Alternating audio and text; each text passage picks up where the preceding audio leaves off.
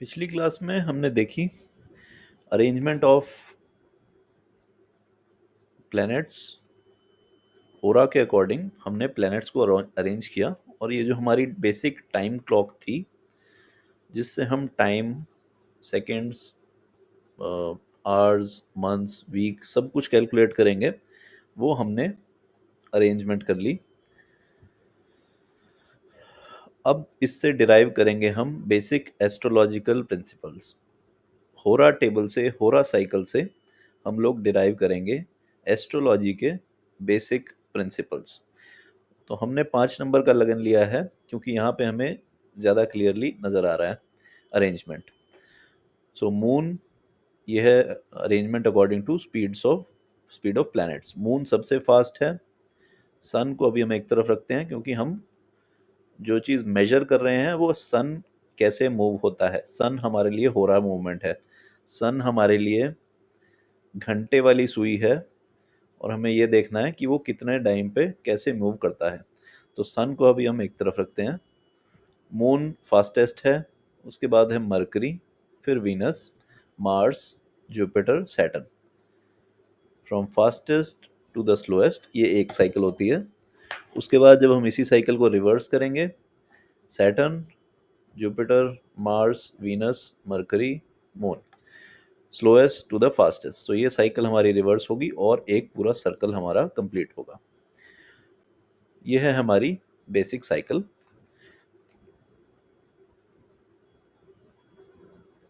सन, Moon, Mercury, Venus, Mars, Jupiter, Saturn. अब ये arrange कैसे हैं इन टर्म्स ऑफ होरा। होरा इनका अरेंजमेंट है, पहले मूवमेंट है वीनस, मरकरी, मून, जो हमारे इनर प्लैनेट्स हैं, वीनस, मरकरी और Moon, from fastest to the slowest to the fastest. Venus इन तीनों में सबसे फास्ट है, फिर है मरकरी, फिर है मून। तो यहाँ पे जो मूवमेंट है वो है 7, 6 और 4 की। तो पहले वीनस का हो रहा है, फिर मरकरी का हो रहा है और फिर मून का। मून जो सबसे फास्ट मूव करेगा, जो हमारी सेकंड की नीडल है। तो 7, 6, 4, वीनस, मरकरी और मून। उसके बाद हमारे आउटर प्लैनेट्स मूव कर रहे हैं, सैटर्न, जुपिटर और मार्स। ये है हमारा होरा order. So Venus, Mercury, Moon, Saturn, Jupiter, Mars. पहले inner planet slowest to fastest, फिर outer planet slowest to fastest. ये हमारा अरेंजमेंट है प्राइमरी साइकिल का। इस साइकिल के ख़त्म होने के बाद साइकिल हमारी फिर से रिपीट होती है क्योंकि यहाँ पर सन जो है वो एक प्लेस आगे मूव कर जाता है। इस एक साइकिल के बाद सन हमारा नेक्स्ट स्टेप पे मूव कर जाता है। तो 8 नंबर से वही साइकिल हमारी दोबारा शुरू हो जाती है। तो यही साइकिल जो है हमारी दोबारा शुरू हो गई है।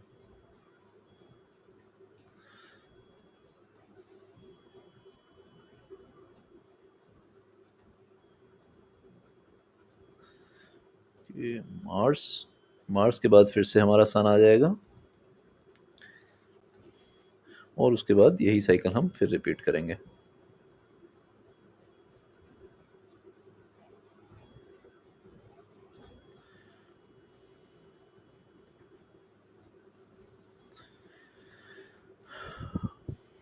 अब इसमें हम बेसिक एनालिसिस करते हैं, देखते हैं कि इस साइकिल में क्या चीज़ रिपीट हो रही हैं।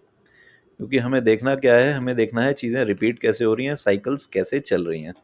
तो सबसे पहले जो हमारा सन है वो हर 7 होरा के बाद मूव कर रहा है।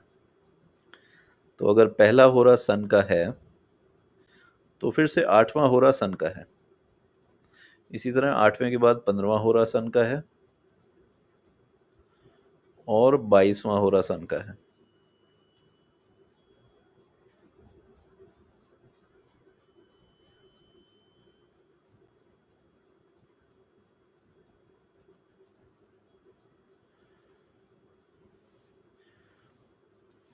बाईसवां होरा सन का है।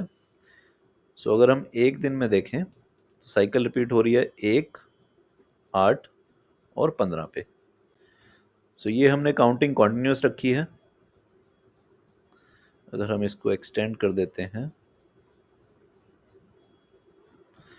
सो हमने इसको एक्सटेंड कर दिया है।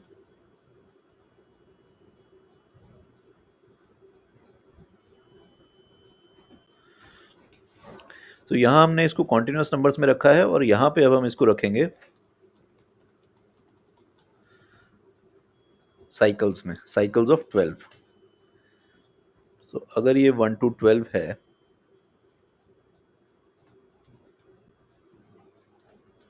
तो ये 12 की साइकिल हमारी फिर से रिपीट हो रही है।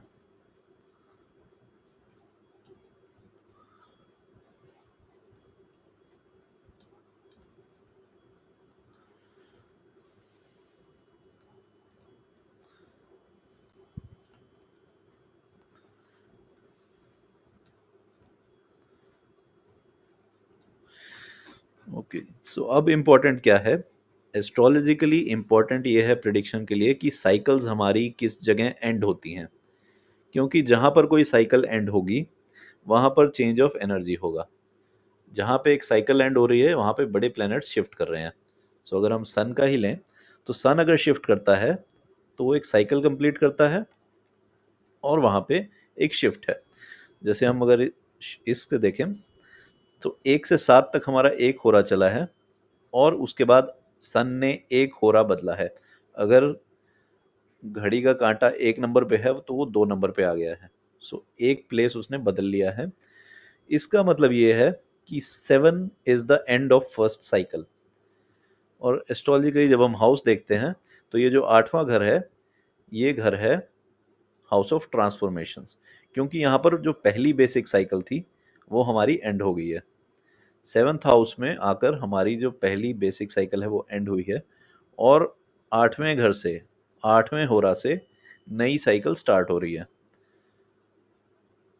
सो यहाँ पे ये ट्रांसफॉर्मेशन है। एक एनर्जी जोन अब चेंज हो गया है, दूसरे एनर्जी जोन में आ गया है सन। अब ये 8वां होरा हमारा खत्म होता है 15 नंबर पे, 15वें होरा पे। मतलब 15वां होरा जो है वो वापस सन का आ जाता है 14 तक घूम के, जो बनता है हमारा 3rd हाउस। सो ये था हमारा 8th हाउस। और क्योंकि हम 12 की साइकिल्स में चल रहे हैं सो दूसरा जो हमारा बनता है वो तीसरा भाव बनता है। ये बनता है 8वें से 8वां, जो हो गया तीसरा भाव। तो अब 2 स्थान हमारे मारक स्थान बने जहां पे हमारी साइकिल एंड हो रही है। ये बना 7वां भाव और ये बना दूसरा भाव। तो 7वां और दूसरा वो हो रहा है जहाँ पे एक साइकिल अपने एंड स्टेज पे है और वो ख़त्म हो रही है। तो ये इसको हमने कहा मारक भाव। 7वां भाव 7वां हो रहा, दूसरा भोर हो रहा, ये बन गए हमारे मारक भाव, जहाँ पे आपकी एक पर्टिकुलर साइकिल ख़त्म होनी है और नई साइकिल फिर शुरू होगी ट्रांसफॉर्मेशन के बाद फिर से 8वें और तीसरे होरा से। इसी तरह अगर हम इसको कंटिन्यू करें तो 22वां होरा जो बन जाता है 10वां भाव। 22वें होरा के बाद फिर से 7 ऐड करने हैं तो ये बनता है हमारा 29वां होरा जो बनता है 5वां भाव।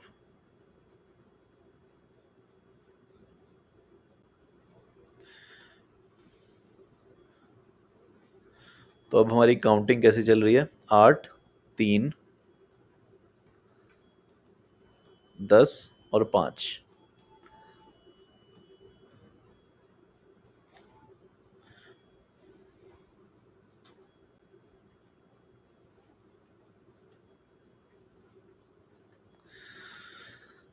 तो ऑड और इवन में काउंटिंग चल रही है 8, 10, तो अगला जो नंबर बनेगा वो 12 बनेगा यहाँ पर, और यहाँ जो अगला बनेगा ये बनेगा 7।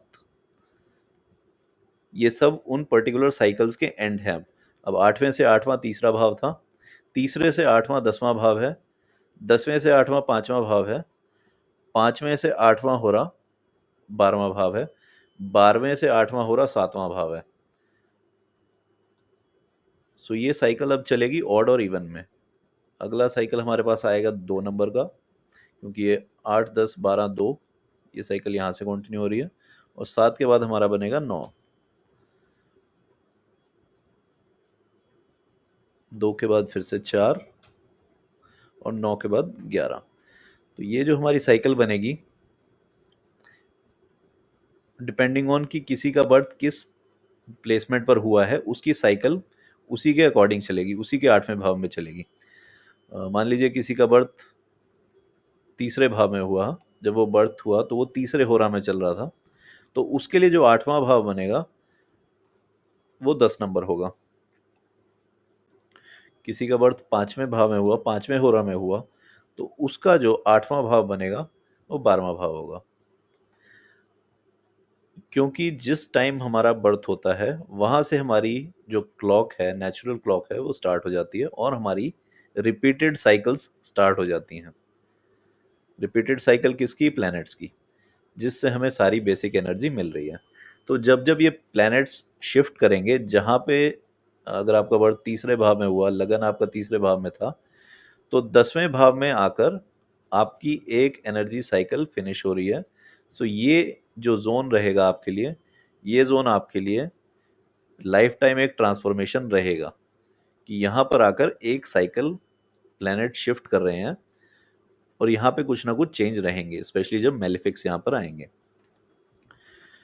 तो इस टेबल को हम आगे अगर एक्सटेंड करें, तो ये हम 120 तक ले चुके हैं। ठीक है जी। सन, और इसके बाद इसी साइकिल को हम आगे चलते हैं, देखते हैं सन कहाँ कहाँ पे है।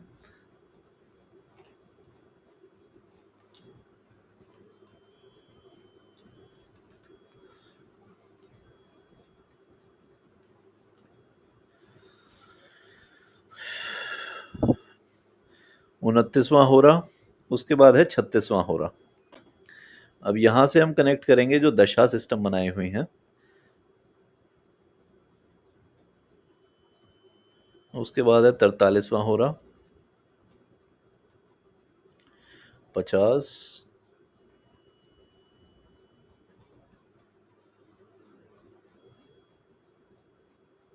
64,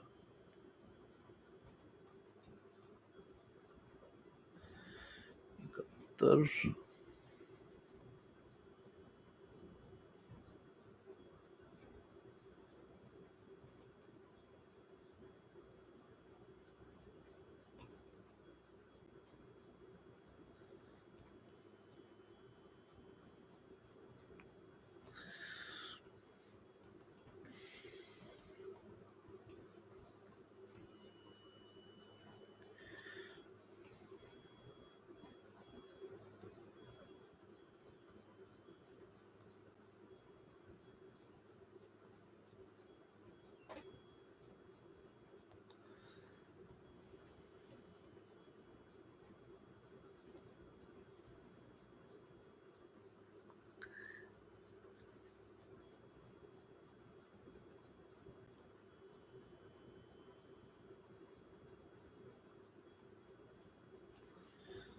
तो अब ये cycles with in the cycles हैं। आप इसमें छोटी साइकिल्स भी देख सकते हैं, बड़ी साइकिल्स भी देख सकते हैं। छोटी साइकिल अगर देखनी है 3 डिग्री 20 मिनट, जो एक नक्षत्र चरण है। बड़ी साइकिल हम देखें तो राशि बना सकते हैं उसकी। सो जितनी छोटी या जितनी बड़ी cycles, depending on our requirements, we can make it. और उस रिपीटेड साइकिल को जहाँ पे वो एंड हो रही है कोई साइकिल, या जहाँ से कोई नई साइकिल शुरू हो रही है, उसके अकॉर्डिंग हम ये देख सकते हैं कि आपका एनर्जी जोन कहाँ से शिफ्ट होता है।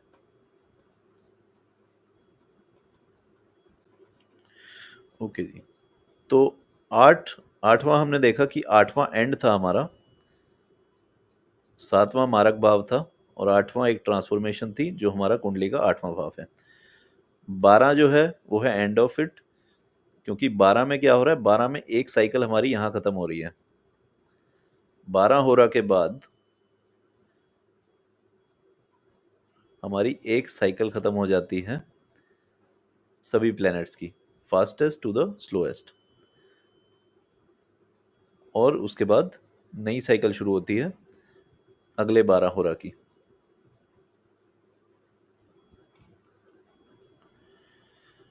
सो एक हमारा एंड है 12, एक है 8, और तीसरा है 6। छठे होरा के बाद मून शिफ्ट करता है, क्योंकि 6 घंटे में मून अपनी प्लेस चेंज करता है। तो छठे होरा के बाद मून ने प्लेस चेंज करना है। तो 3 हमारे पास त्रिक भाव हैं, 6, 8 और 12, जहाँ पर एनर्जी शिफ्ट है। 6 होरा के बाद मून का प्लेसमेंट शिफ्ट है, 8वें होरा के बाद एक होरा साइकिल एंड है, और 12वें होरा के बाद एक दिनमान या एक पूरी साइकिल ही एंड है। मून से लेकर सैटर्न तक की एक साइकिल ये 12 होरा में एंड होती है। तो 6, 8 और 12 ये 3 पॉइंट्स हैं जहाँ पर आपके एनर्जी शिफ्ट होंगे, जिसे हम प्रिडिक्शन के लिए भी यूज़ करेंगे। अगर हम इसको एक नक्षत्र चार्ट से देखें, सो ये है 3 डिग्री 20 मिनट का एरिया। सो ये है अश्विनी नक्षत्र।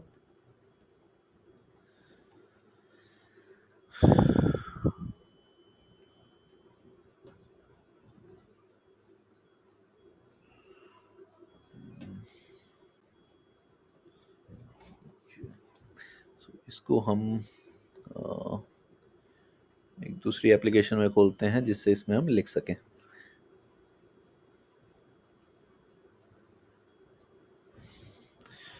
ओके जी, सो ये है हमारा।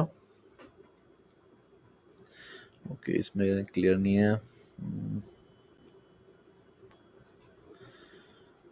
ओके जी, सो ये देखें, अश्विनी के पहले चरण में, सो अगर किसी का बर्थ अश्विनी नक्षत्र के पहले चरण में हुआ है, और जन्म नक्षत्र नहीं, अगर सन यहाँ पर है अश्विनी के पहले नक्षत्र में, सो अब हमें नोटिस क्या करना है कि साइकिल कहाँ पर एंड होती है और नई साइकिल शिफ्ट कहाँ पर हो रही है। ये जन्म तारा है। अगर ये जन्म तारा है, सो जो पहला चेंज है वो है 6 नंबर पे, जहाँ पे मून का शिफ्ट है। दूसरा शिफ्ट है 8 नंबर में, क्योंकि 7 मारक भाव था हमारा।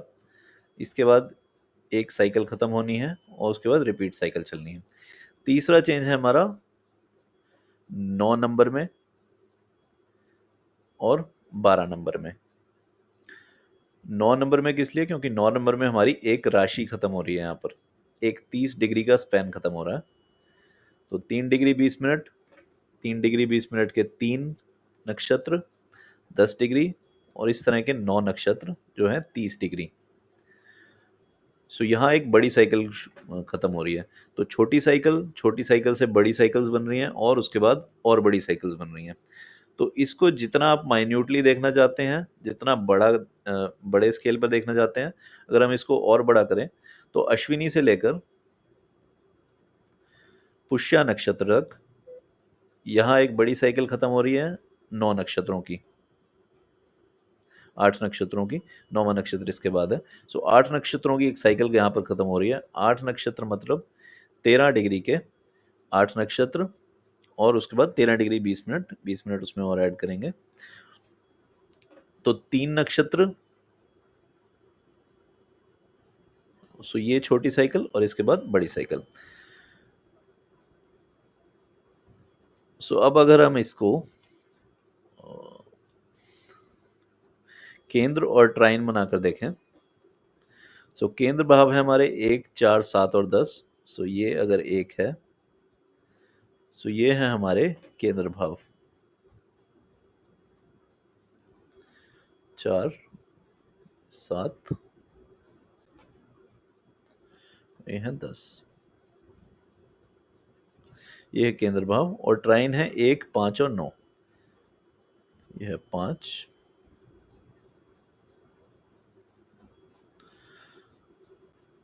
ये है 9।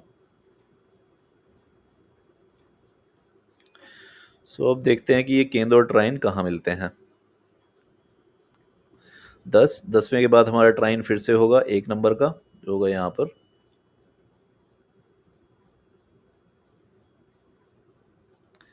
एक नंबर के बाद फिर से केंद्र बनेगा 4 नंबर का, उसके बाद 7, उसके बाद 10। ओके, सो ये जो अब 10 है, अब यहाँ पे एक और बड़ी साइकिल शुरू हुई है।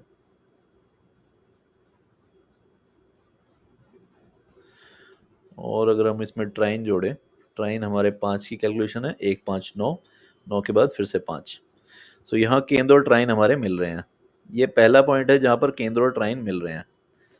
12 होरा के बाद, अगर हम इसको 1 साल माने, तो 12 साल के बाद सो ये है लाल किताब ज्योतिष। लाल किताब ज्योतिष इसको डिवाइड करती है 12-12 साल की साइकिल में। सो लाल किताब ज्योतिष के अकॉर्डिंग जुपिटर का टाइम शुरू होता है 12 साल के बाद। दूसरा ट्राइन हमारा आता है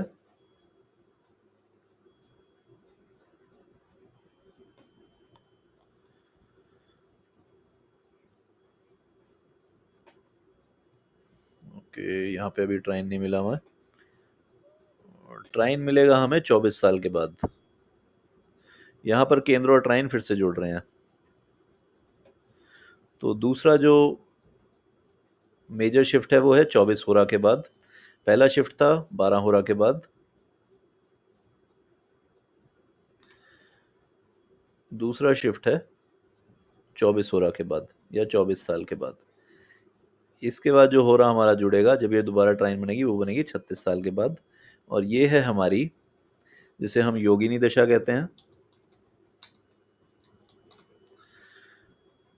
योगिनी दशा 36 साल की है। ये इसे हम एक बड़ी साइकिल समझ सकते हैं। छोटी छोटी साइकिल, सब साइकिल्स ऐड हो रही हैं और उसकी एक बिगर साइकिल बन रही है। तो 36 साल की हमारी एक बड़ी साइकिल यहाँ पर बन जाती है। और 36 साल वो कॉम्बिनेशन है जहाँ पर केंद्र मिल रहे हैं, ट्राइन मिल रहे हैं और सन वापस इसी पोजीशन पर दोबारा आ रहा है।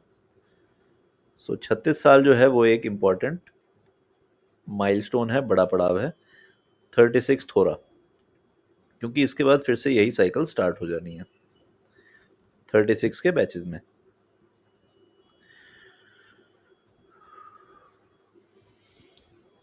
ओके, एंड तक ये साइकिल्स अब कहाँ जा रही हैं? एंड तक ये साइकिल जा रही हैं हमारी 120 साल तक। 120 साल फिर से वो टाइम है जहाँ पर ये तीनों साइकिल्स मिलेंगी, जिससे हमने बनाई है दशा। और इससे पहले भी अगर हम इसको देखेंगे तो ये मिलेंगी एक बार 108 पर, 6 पर। सो यहाँ पर भी केंद्र और ट्राइन मिलेंगे।